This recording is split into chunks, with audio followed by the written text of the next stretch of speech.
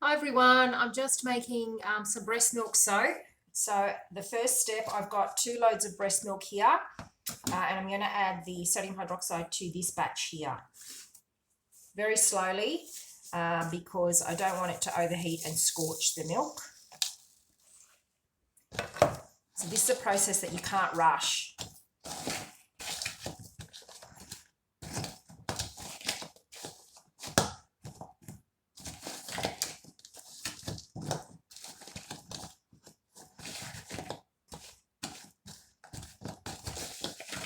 Normally the breast milk, if you did it yourself, you'd put it into cubes, into like an ice cube tray. But because usually mothers, they store their breast milk in those little pouches so they can put them in the freezer. So this is what it looks like when it comes out.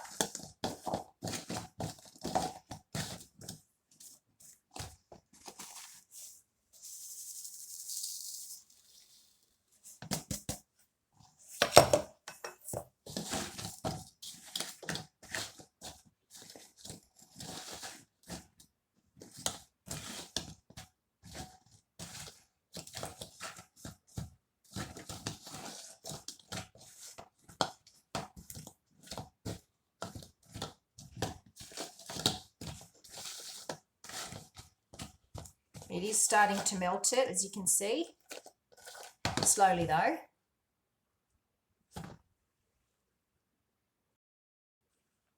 So I just paused it before because I guess you don't want to see me slowly adding the sodium hydroxide lye into the milk. So you can see it's melting now. So I'll continue to do this process. And now there is a temptation, because you've only got like a little bit left in the pot, there's a temptation to throw it all in. Don't do that. I've made that mistake. Just sprinkle it in, and that's probably 2 more times between mixing. You don't want to rush it because you don't want to scorch this precious breast milk.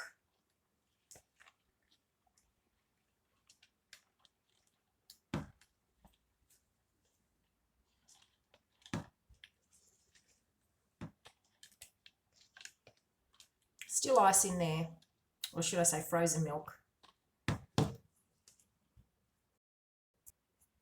Okay, so the last of the lye is now going in. What I've done is I've just popped it on top of the other frozen breast milk as a kind of like a water bath, or a ice bath, I should say, just to keep the temperature down, because I really don't want to scorch this. So all of that goes in now, and I'll just get the last remnants out, just to get all the, you have to kind of get all the last remnants out because you know you've measured it to the gram. Sometimes when I'm measuring like water or sodium hydroxide or the fats or the oils, what I do is if it's 1 gram over, I'm kind of quite okay with it still being, can't see that, sorry. I'm okay with that being, whatever is in the bowl, because what I deduce is that at least 1 gram will remain in the bowl, or half a gram, that you can't quite get out. So that's quite okay. Okay, so this hasn't scorched. It's a beautiful milky colour. I'm happy with this. Just want to keep mixing it. Okay, we'll come back for the next step.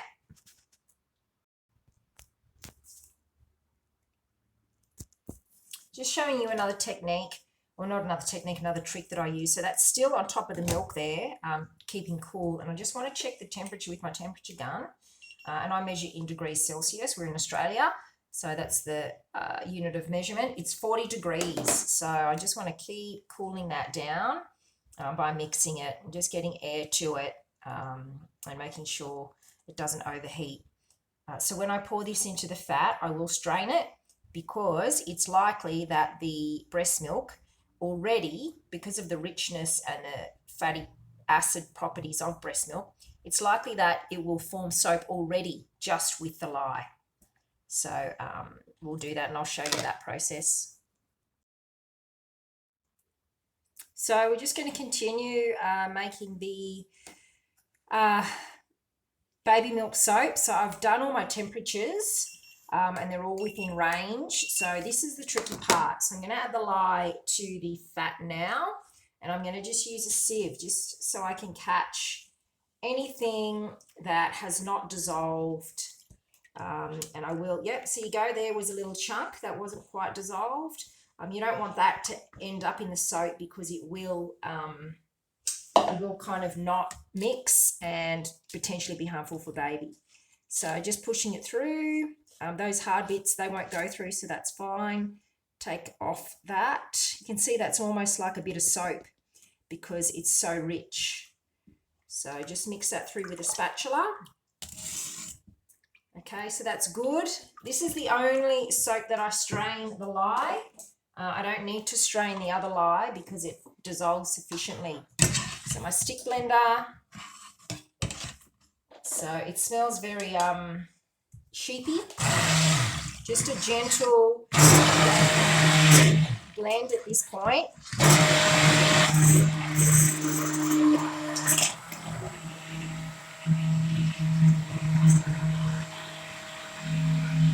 Okay, we're at emulsion. Now I'm going to add the rest of the breast milk in because I want this to be kind of like a double milk. I want it to be really kind of rich in the sense for baby. That's very milky. It's mama's milk after all. And I can already see that the milk is so dense.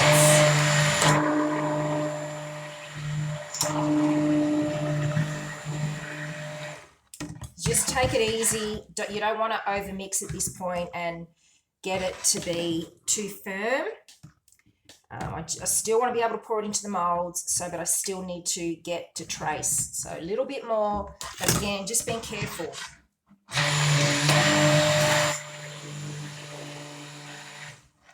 Push all that stuff down from the stick. I'm not sure why the camera's a bit fuzzy. Sorry, I did try to fix it.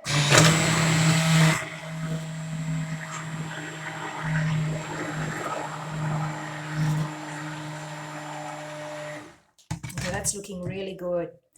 I love doing the custom-made soap like this for the babies. It's just because, in a way, it's a bit of a challenge because of the temperatures and the process. But also it's more satisfying because you know it's for one particular baby. You know, it's really cool.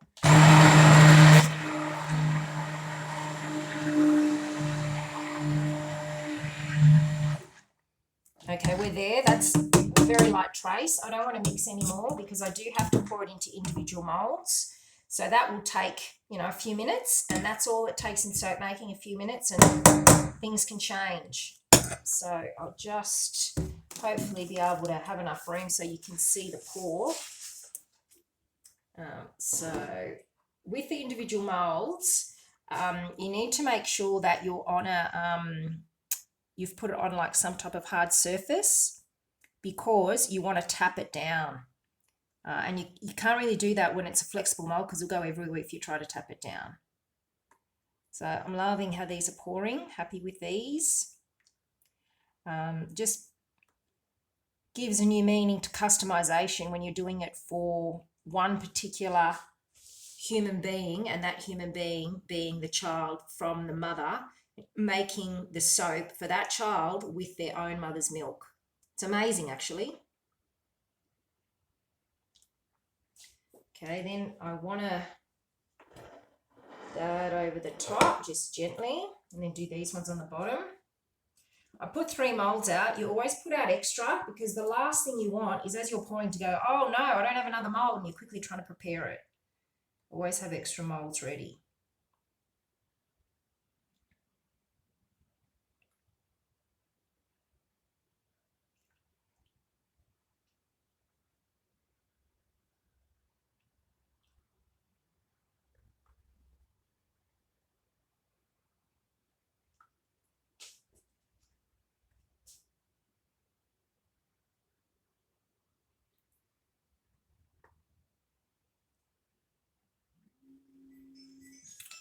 My phone's ringing in the background, which when you're making soap, you have to ignore. The amount of calls I've missed. Oh well.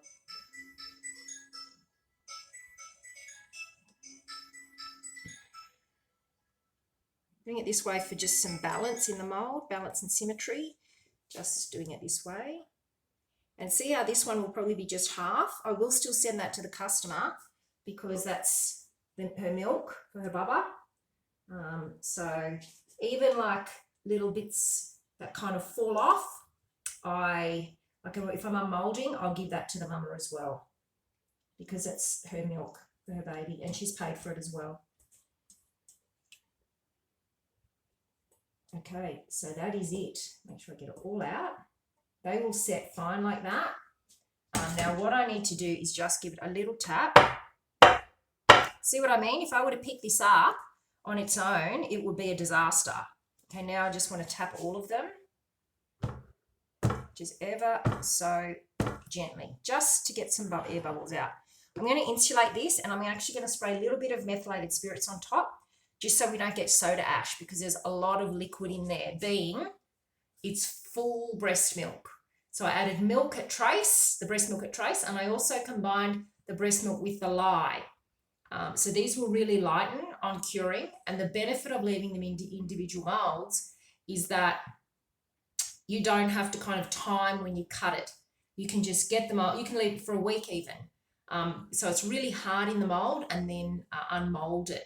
That's the beauty of individual moulds. You don't have to, like if I use a loaf mould, in 2 hours, I will have to cut it.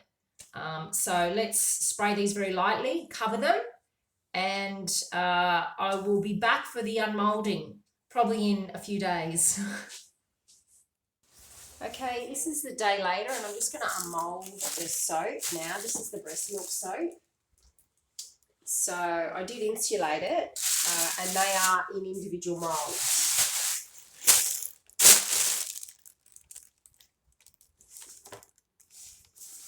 So I just use whatever I have as a cover. I don't like, get specific covers for things. Just use cardboard or whatever you have.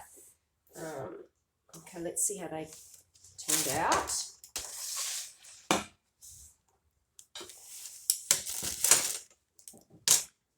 So this is what they look like and they should very easily come out of the mould. Yep, so we'll just see how about I angle the camera downwards. There we go. So they just pop out very easily. Oh, look at that. I'm really happy with those. Hopefully the customer is too. They're the flower moulds and these are breast milk and sheep tallow. So they've just come out perfectly actually, which is great. So what I'll do is I'll put these on another tray now to cure.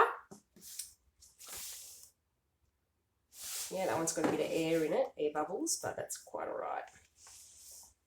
And so different types of flower moulds. So yeah, they need 4 to 6 weeks to cure because you want to be 100% sure that they're cured, especially for baby.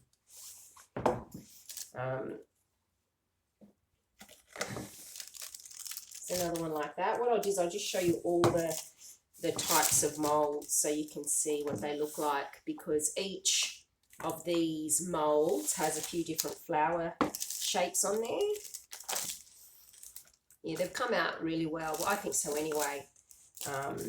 And they last, because they're 100% sheep tallow, they will last a really long time. It's not like, some soap which just melts away. Tallow is very different. It will last a long time. So that one's got a little bit of air, as you can see. I'm not sure if the camera's picking up. See those little bubbles? Those little things here? But they're completely fine. In fact, upon curing, that will just kind of settle as well. So this is over 1 kilogram of soap. So they're quite heavy. In fact, what I might do is just measure them.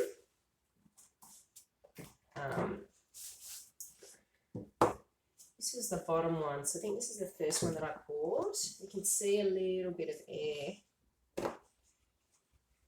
I'll weigh one so that you can see how heavy each one is. But no, saying that that's before curing, so they will lose a little bit of weight as the water evaporates upon curing.